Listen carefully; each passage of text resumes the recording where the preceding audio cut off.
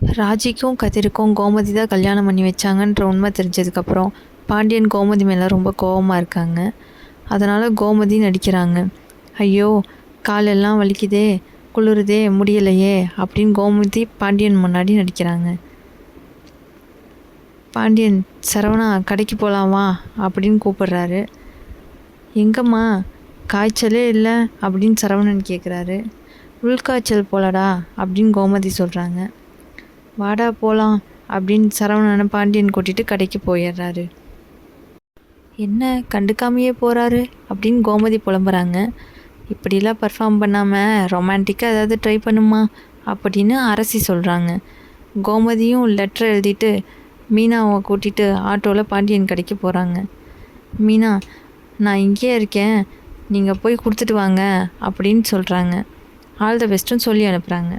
கோமதியும் கடைக்கு போய் பாண்டியன்கிட்ட லெட்டர் கொடுக்குறாங்க. பாண்டியனும் அந்த லெட்டரை வாங்கி டேபிளில் வைக்கிறாரு. அதே டைமில் ஒரு கஸ்டமர் கடைக்கு வந்து, அண்ணே 2 முட்டை கொடுங்கண்ணே அப்படின்னு கேட்குறாங்க.